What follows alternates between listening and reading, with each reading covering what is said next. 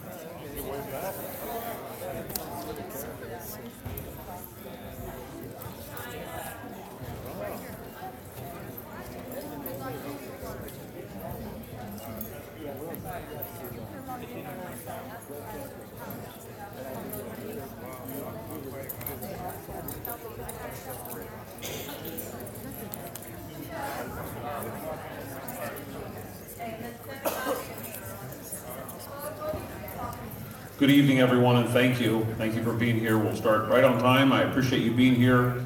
I do want to say that we're going to give news tonight, which very possibly everybody's waiting for, and if the three W's work tonight, so if the work on the fireworks, if work on the fire does as expected, how's that? If the wind is not going to do what we hope it's not going to do, and if the weather raises the humidity, then tomorrow night may be our last community meeting. But if any of those things change, then we will continue on and have evening meetings. But we believe that tonight and tomorrow night will be almost a wrap up of this, and I know that everybody's excited about that, and I appreciate it. Appreciate you being here. I appreciate your patience. I'll tell you a quick story. The National Guard, as you know, is here, and they're assisting with basic labor that needs to be done. And it's fair to say that we didn't know how the National Guard was going to be treated and received by the community. And I talked to one of their lieutenants today, and I said, "How are you being treated? How is everybody, following and your requests and so forth?" And he said his people have been on several dozen missions, and they've never been treated nicer than how they're being treated by the citizens in our community and our county. And I really, really appreciate that. Thank you. So today we did the repopulation of a good portion of East Road and West Road. Unfortunately, this is the fault of, I'll take the blame, we didn't get the reverse 911 out as quick as we should have. And any more repopulations that we have, the reverse 911s will go out at the same time that the press releases go out. In other words, what we're doing is we're going ahead and we were recording the message is going to go out, and once the decision is made to repopulate, then the dispatchers can send it immediately. So it was our mistake, and hopefully it won't happen again. The repopulation went, for the most part, very smooth, with people finding out that there's, as far as I know, there were no houses that were being reported as burgled. There was no additional damage, what people were expecting, so this is a good thing. We're making good progress. The great news is there's no increase of fatalities, and we do not know of any unreported missing people. Everybody that was reported as not being found, our detectives are found. So yeah, so it's a round of applause for certainly the loss of 8 of our citizens is tragic and horrific, but we're we're moving forward and making sure that it's not 9. But if there is somebody, please, if you have not heard from somebody who lives in the area, 467-6428 is a number to call, and then our detectives will do the work. Tomorrow, let me tell you, I hope I'm not speaking out of turn here on what the county is going to be doing with the National Guard. If you have a piece of property, either as a resident or as a property owner in the affected area that has been destroyed, you will see tomorrow that there will be a wooden stake with a piece of information taped to the, or stapled to the stake. Please read this. This is not just a boilerplate piece of information. Reading this piece of paper literally could save you between $5,000 and $10,000, because if people go in and bulldoze or with a tractor move the debris, what they're doing is they're prohibiting the California Cal Recycling people from coming in and doing that. Cal Recycling, and thanks to Carmel Angelo and her team, and I hope I'm not stealing her thunder, they worked very hard to get the tractor, or the Cal Recycle to come in and take away the material, the burnt material, and the soil.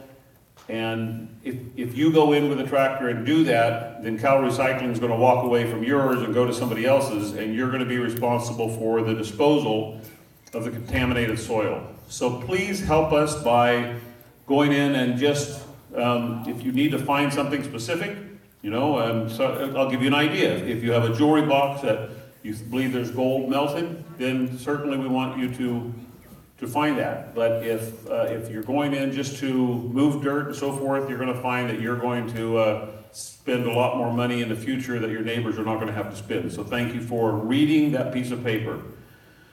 I want to tell you, I want to list 7 areas. And if you are in an area that's been evacuated, that's not in one of these 7 areas, I'd like to know, because from here on out, we're going to, when we open up a repopulated area, it's going to be by the following description. It's going to be called Tomkai, south of Cave Creek. That makes sense. So in other words, be south of Cave Creek to the west-east road intersection. All right, so that's one area. The other area would be very clearly the Cave Creek area, so Cave Creek Road in that area. Pine Mountain, to our neighbors in Willits, Pine Mountain is going to be referred to as one area. Van Arsdale is a 4th area. Road I, or East Road North from Road I is a 5th area. West Road north of Laughlin is a 6th area, and the Baker Creek subdivision is a 7th area. So when we get to the questions, answers, if you have an area, if you have a house that's not in any of these areas, I need to know, because that's how we're going to be describing what areas are going to be opened up in those orders. So with that, I'm going to ask Carmel Angelo to come up. I do want to say this really quickly, that 10 o'clock tomorrow morning is a very important time, because at 10 o'clock tomorrow morning is when the press releases are going to go out that are going to say what areas are going to be opened up. So it's going to depend, as I said, on the weather and the wind and the work that the fire crews are doing tonight. And after all of that is gone through the review process, at 10 o'clock tomorrow morning, there will be reverse 911 calls, and there will be press releases, and the Sheriff's Office Facebook page will list what areas are going to go in. Now, when I say that areas are going to be opened up, they're going to be opened up to residents and property owners, please, because we still have to worry about crooks that are looters and people who just want to take pictures that are going to try to put it on Facebook, and we don't want a property owner to find out any other way except them going themselves and seeing the tragedy themselves. It's not something I want you to see on Facebook or on a Twitter feed. So, Carmel?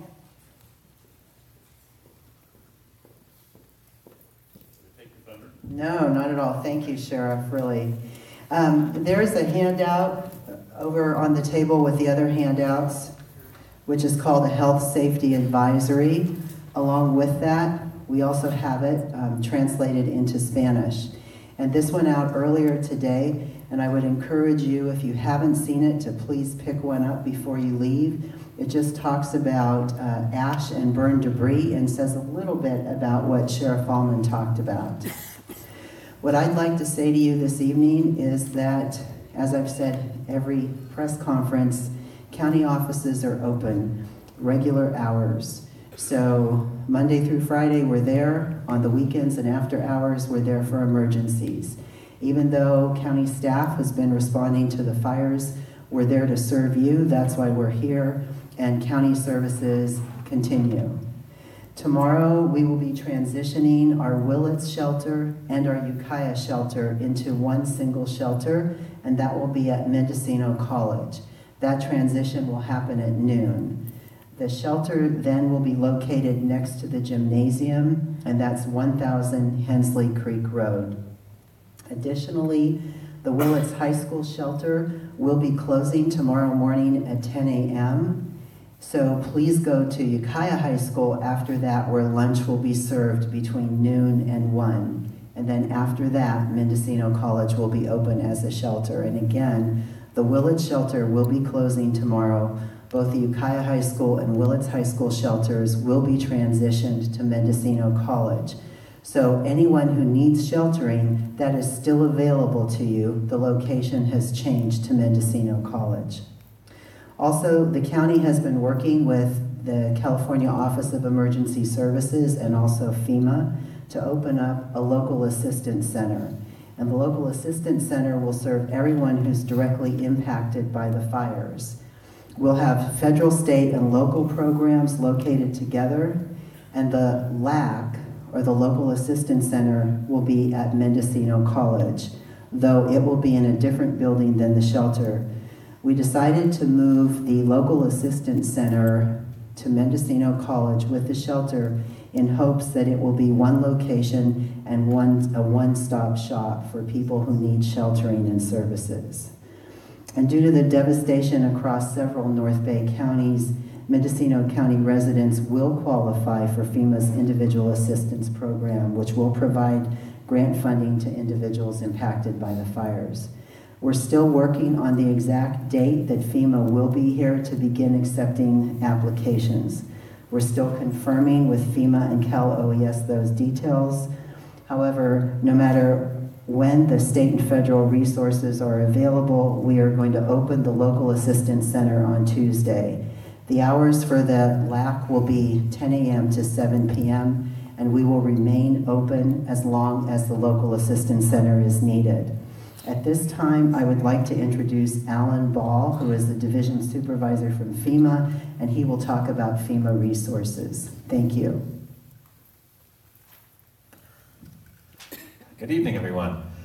So, FEMA, what we're going to provide, what we're going to do to help you is be part of your community. So we're going to become one more of the members of your community, one more that's going to be providing some assistance for you. We're not going to provide everything because there are so many things that you guys need. As just mentioned, you will have the Local Assistance Center. So you'll have neighbor helping neighbor, you'll have state assistance, and you'll have federal assistance. So the federal assistance that we can provide looks at a housing assistance program. There are multiple facets to the housing assistance program. It could be rental assistance for future long-term housing for you. It could be assistance to stay in a hotel. So the housing assistance program has multiple facets. There's also a personal property section in which we can help replace the essential items that you've lost from your household, the furniture, the refrigerators, things like that, so that when you do get a place to move into, you will have those internal things. And there are other local agencies that will also be able to help you with some of that too. So you'll have a package to put together for your recovery. So, as Carmel mentioned, we're not exactly sure when we're going to have a lot of staff on site here, but the good news is FEMA is trying to come into the modern age.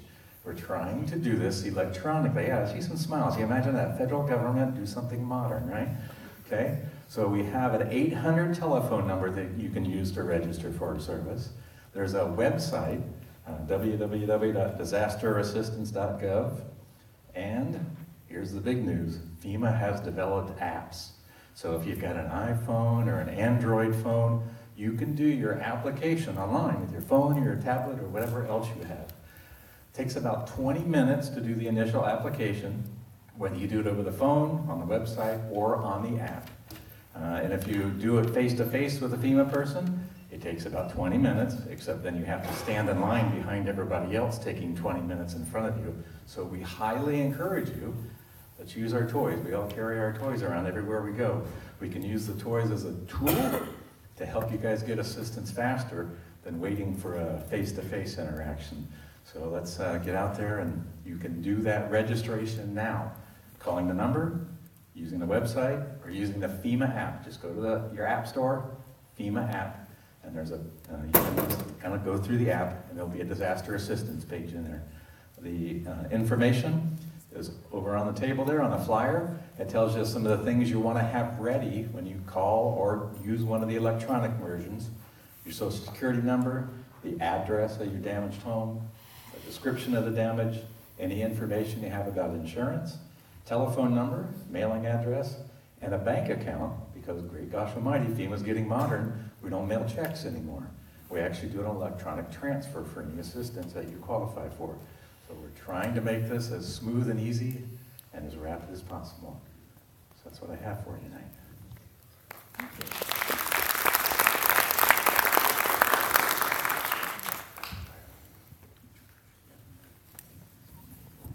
Good evening, everybody. Jorge Gonzalez, I'm the CAL FIRE Unit Chief here locally for the Mendocino unit. I just want to take a moment. I don't want to take too much time because I want to get on to the Operations Section Chief, which has great information for you. But I do want to just take a moment here to start looking at the maps. And if you start to look on the map, you start to see increased black line on the perimeter and no longer red. And the black line indicates that the fire is no longer moving, there's no spread, and the fire has been extinguished. And as you notice, there was a difference from last night to today, and there's going to be more of an increase in black line tomorrow. We are reaching the point where we are outflanking the fire, and we're getting ahead of the fire, which is creating more containment to this fire.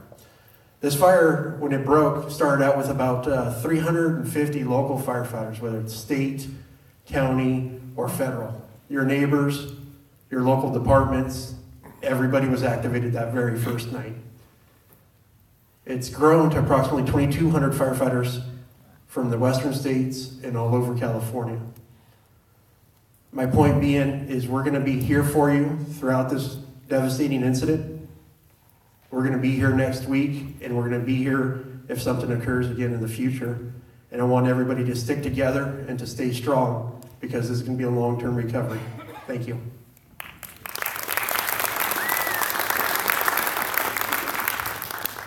Good evening. My name is Mark Higgins. I'm Operations Section Chief for Incident Management Team 4. I want to specify one thing that the Chief just mentioned. As we blackline these on the maps, we are very comfortable that the fire will not move out of those areas. However, there are going to be continued smokes flaring up for weeks to come inside of those areas. Okay, I just want to clarify that right off the gate. But I'm going to start right here at the lower left portion of the map, which is Reeves Canyon Road. From the Reeves Canyon Road all the way up to the Tomkai Road, which is what we're calling Branch 7 and the Branch 4 break. That all has direct hand line, dozer line, hose lines, and is actively being mopped up. Okay, from the Tomkai Road all the way over to about halfway across the branch into Branch 4 is all going to, we're currently constructing direct line, both with dozers, hand lines, laying hose lines. We anticipate being from the Tomkai area to the tip of the more northern portion of the fire on the western side by midnight to 2 o'clock this morning with all the direct hand line. We're still going to have some open line that goes from there all the way over into the Van Arsdale. We're currently in preparation for a fairly large scale burning operation that we're going to take the fire out to a secondary dozer line that we have built to the north of the main fire so that we can get around it quickly. The fire has moved into the Van Arsdale area and is currently burning in behind the houses and around the power plant, but it's doing exactly what we want it to do. And it's burning up and away from the structures, up into the hills, and it's going away from our control lines. So every hour it burns, we're getting safer. We started a burning operation this afternoon at the top of John Day Hill, working back to the northwest down the cutoff road. And we're currently taking fire down that road to tie that in all behind the structures to eliminate any more threat to the structures. From the bottom of John Day Hill all the way around back into Reeves Canyon, we are in patrol and mop-up mode.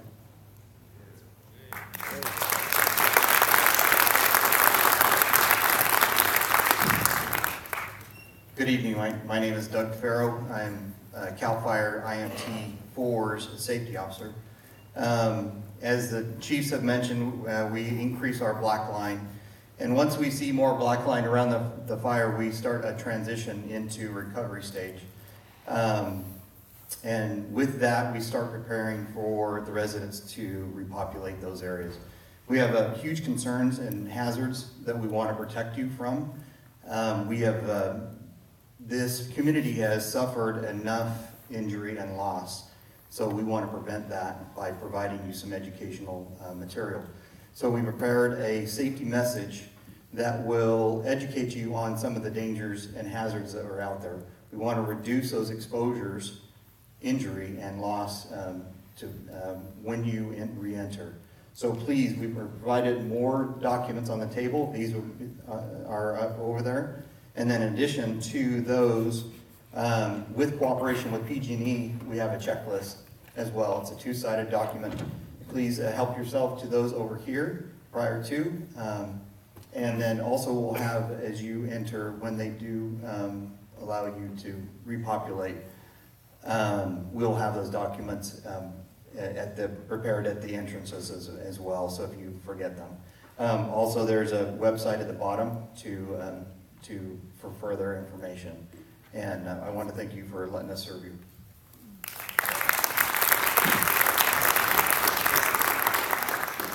Good evening, my name is Jeff Pemberton. I serve as one of the Deputy Incident Commanders of CAL FIRE IMT 4, and I just, wanted to introduce myself to you and let you know that I'm very proud of you for how strong this community is and how you have pulled together and supported each other. That is very important for us, not only as a nation and as a state, but as a community.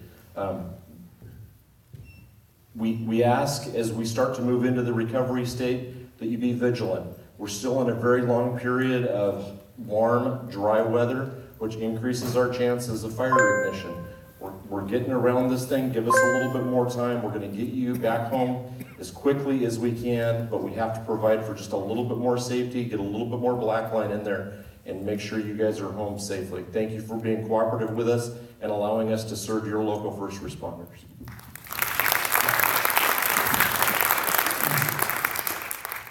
Thank you very much. I'm John McGowan, Chair of the Mendocino County Board of Supervisors.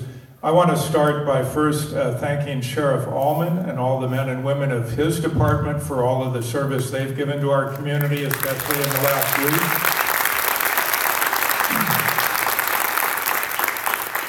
Thank you. And I want to also thank the men and women of CAL FIRE and all the other agencies who have responded nationwide, literally, to help us.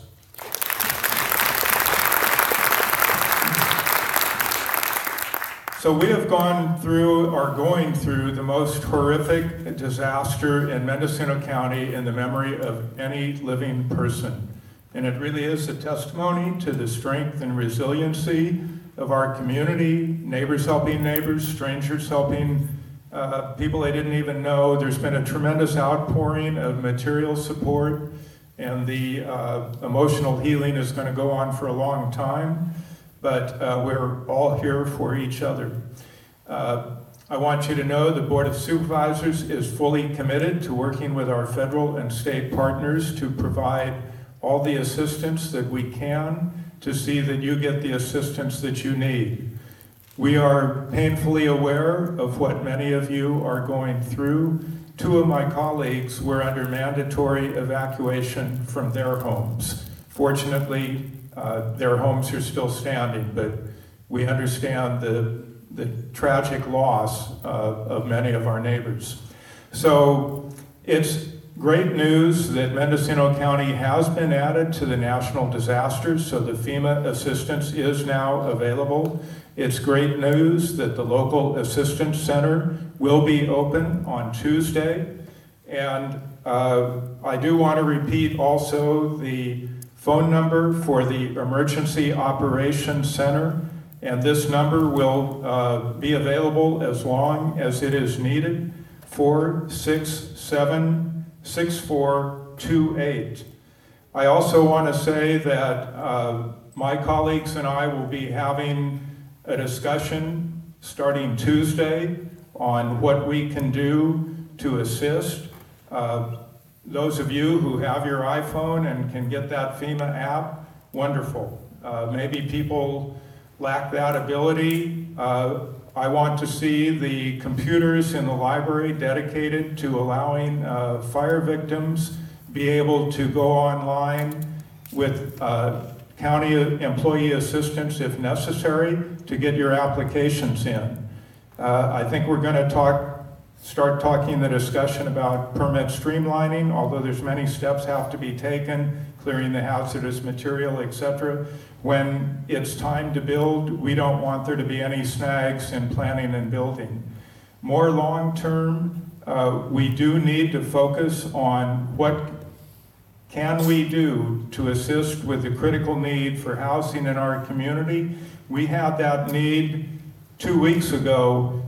The need for it is exacerbated now. We need to start figuring out solutions to the housing needs for people at every level of income in our community. And we also need to focus on local economic development to develop the resources that allow us to help you. So I also want to acknowledge CEO Carmel Angelo and her staff and many more county employees who have been working literally around the clock from about 4 a.m. Monday morning. So thank you all.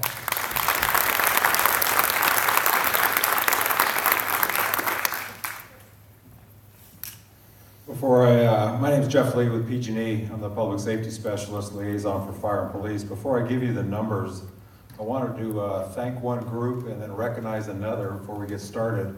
One is I have to thank CAL FIRE Team 4.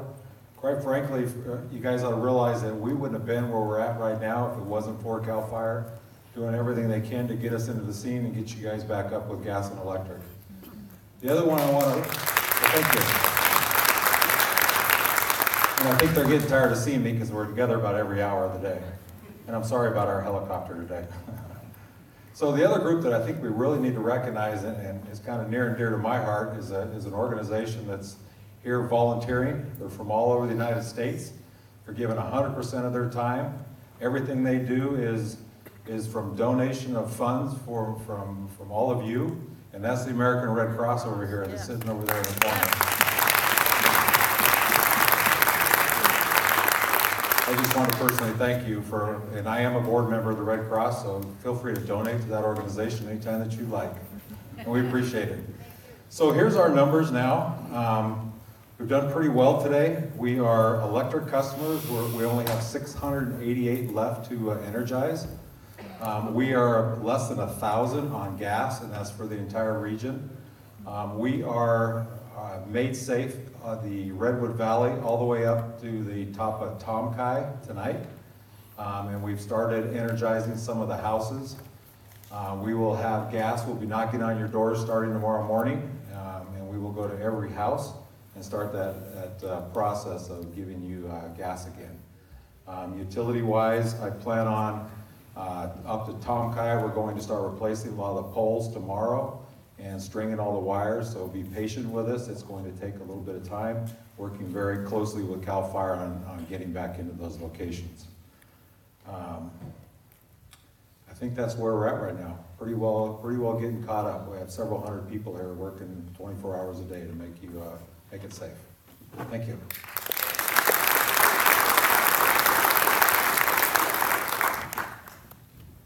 Good evening. My name is Brian Barclay. I'm with CAL FIRE's Damage Inspection Team. I just wanted to give you guys a brief update.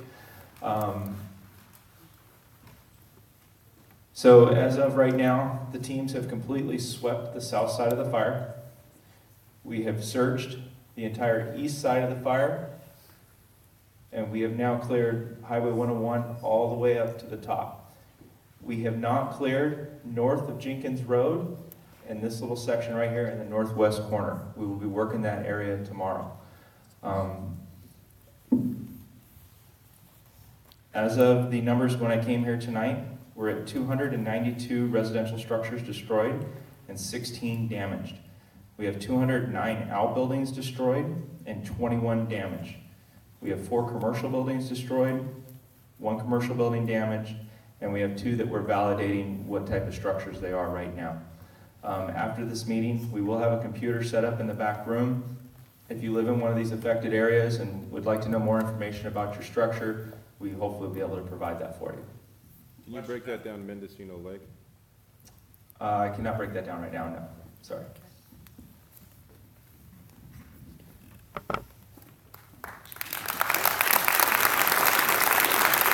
That's a fair question regarding the separation between the lake fire and Mendocino, so before you leave, we'll try to get that information. I want to close with a couple things, and if there are Spanish speaker only, that I do not know if my interpreter showed up, so if my interpreter's here, please raise your hand, or I'm going to use somebody here. Okay, thank you very much. The guy with the red hat. Okay. Thank you. All right, I want to tell you about Potter Valley schools are going to be open on Monday, and the buses are going to be running. So that's disappointing for the children, but very happy for the parents. Yes, there was an arrest this morning. A person who was very frustrated did fire a gun near some firefighters, and he was arrested. And that's going to lead me to my, my last topic, but before I get to my last topic, I want to talk about the second most concerned topic that my phone rings on, and that's marijuana again. So as I told you earlier, at 10 o'clock tomorrow, we're going to be sending out the information which are going to open up the areas. If the area is open, you don't need to argue with me whether you're on the list or not. Really and truly, the area is going to be open, and you can go do whatever you want to do. So my last topic is I want to talk to you as Tom and not your sheriff. We have 292 primary residents that have been ruined. We have 8 people who have died, including a 14-year-old child. And we have people who are suffering the worst traumatic loss they've ever had in their life. If you know somebody who was affected, please reach out to them. Please say you're their friend. Please pat them on the back, send them a card, something. I can tell you, if you look statistically, suicides increase after a major disaster like this. It is up to us as a community, nobody else, it is up to us as a community to take care of each other. So please do everything you can to take care of the people you know, because that's kind of who we are. It's not us against them, it's all us. There is no them, we're all us. So thank you for being here tonight. I'll talk to the Hispanics, and there is down the hallway for damage assessment right after the Spanish speaking, if there is a need for it. And tomorrow night, I'm sorry, questions?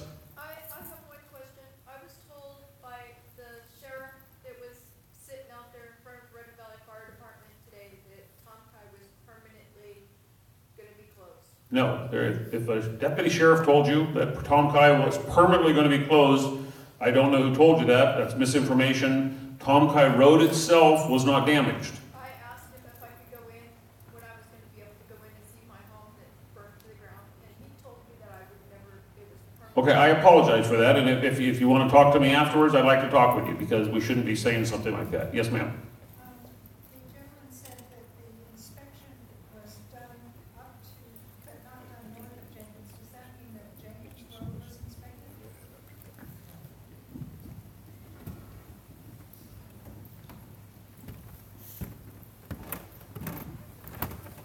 We have some of the structures that were on the south side of Jenkins Road. We do not have all of the structures on the north end. Yes, go ahead. After this, if you want to come back there, we can look. The teams are still reporting numbers as I'm here. So we need to look at the computer to see where we're at. You know, one thing we've seen is the lowest scum that has ever surfaced, and those are the scammers who have already started phone calling victims of these fires, asking for money or to state they wanted to have money sent to them in order for the victims of a fire to have their payment.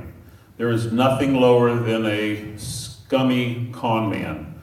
Please do not give any information over the phone. If they pursue and they persist in wanting information, give them the sheriff's office phone number and ask them, leave a message for Tom Allman, and I'll return their phone call. I'd be happy to meet them somewhere.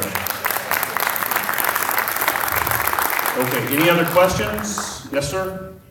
I was curious how accurate these maps are. When I was looking at it earlier, it shows about half of my property consumed.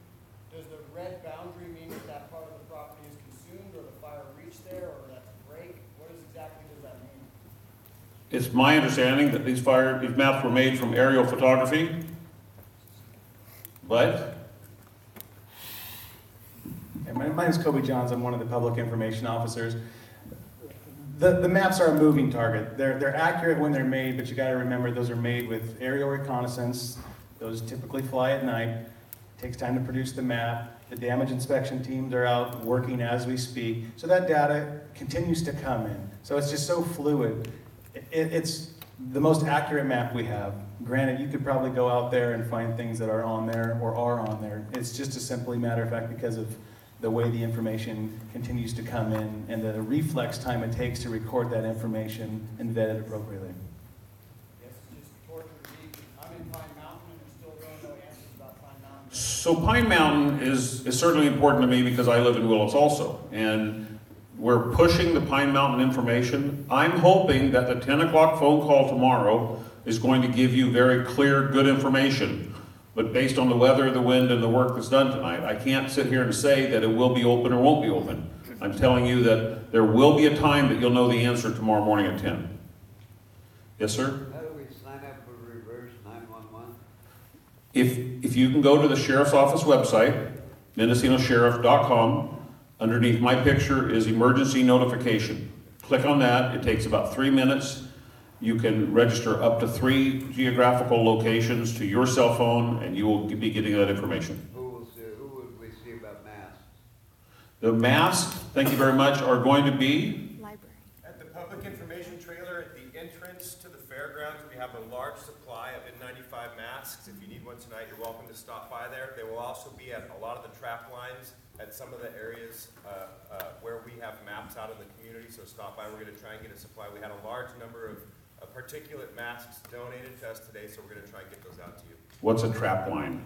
Trap line is where we have our sandwich boards. There's maps set up. There should be a public information officer there, and they're throughout the community.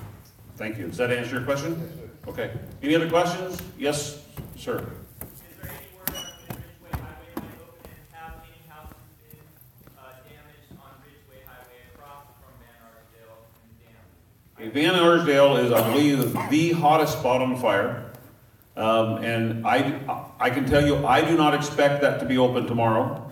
I expect the majority of the firefighting resources to go there as they're clearing from other places. Is that right, Chief? That is correct. But the fire does not cross the river. It has not crossed the river. Yes. Yes, ma'am. Yes. With all of the wonderful resources that you do have available to help all of these people affected by the fire, I'm wondering, I haven't heard anything about counseling, which would be sort of psychological counseling, or counselors. So the question is with all the resources we have available, you haven't heard anything about mental health and the counseling. And I can tell you that while that doesn't come out of our circle of first responders, we're certainly working with social services and county mental health for exactly that. I can tell you that Eagle Peak School, the principal has certainly discussed the current situation of getting counselors in with the loss of a school member there, that's a big hit on a school. I'll let the CEO discuss. We have mental health counselors available. We actually had 6 counselors here last night. I do not believe we have any here this evening. If you know of someone or an agency that you... Oh, we do. Okay, great, good. I hope everyone sees her over there. So if you need assistance or want to talk with someone, you can... can you give us your name? Yeah, I'm Heather Fine. We've been collaborating all the agencies in the county, Redwood Community Services. I'm from Tapestry Family Services. Great. We've been having someone here shifts all the time, and I'll be here till 9 o'clock. So you're in the shelter. Okay, yeah. We have counselors in the shelter. But the final thing is the number that we gave you for the EOC, the 24/7 number. If you have a need for counseling services or mental health services, you could call that number. And CAL FIRE is so efficient, they have the N95 mask right here. Yes, ma'am? Okay, there had been no change on Bible camp that I know of. After you asked last time, I went and asked, and I was clearly told that Bible camp itself was not in imminent danger, and I haven't heard anything opposite that. And I'm actually asking about the structures around the houses, around the Visor. I can't be very specific on the houses. I don't know the answer. So for the specific questions about houses, we would like, as soon as we're done taking these questions, go down the hall and then we can validate if it's within that area. And that way we can show you the information that we've got and whether we've got to those to validate them. Yes, ma'am. Well, my question is... Okay, yes, ma'am, and then you. Yes, ma'am. What does the local assistance center provide? Where are they, and is there a phone number? So local assistance is going to be at Mendocino Community College, at the gymnasium, and the president of the college, Arturo Reyes, certainly said that for 2 weeks it will be there, and it will provide, aside from the FEMA help will be set up there, local insurance companies are going to be set up there, county assistants are going to be set up there. Basically, it's going to be, in theory, it's going to be a one-stop shop. And there's also showers there and restrooms, and there's the athletic field was offered for tent camping. I don't know how long that's going to go, but it was initially offered. Yes, ma'am? So I'm in area 6, and I'm not allowed to go. Monday, I would need for my granddaughter her leg braces so she could walk and not fall in school. Would I be able to go in one time and pick up my leg braces only? Right, so the question is, you have a medical need on leg braces to get it. So after this meeting, if you could please talk to me, I'd appreciate that. Any other questions? Yes, sir. Will there still be food dumpsters at Eagle Peak tomorrow? Will there still be food dumps at Eagle Peak tomorrow? No. Okay? Yes, ma'am? I cannot hear you, I'm sorry. Do I know when the old wagon wheel part of Potter Valley will be open? You mean that's where the 3 houses...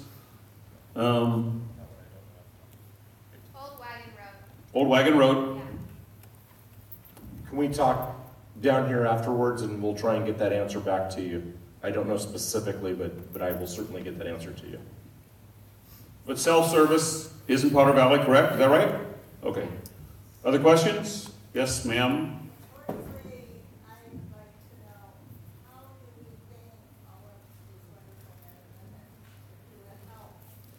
You know, let me answer that, if you don't mind, Team 4. How do you thank these wonderful men and women who are doing this? I'm going to be very cheesy on this one. And next year, if we do 100-foot safe space around our house, these wonderful men and women are going to say, thank you. Don't thank us, thank you. Is that fair? Okay. Yes, ma'am.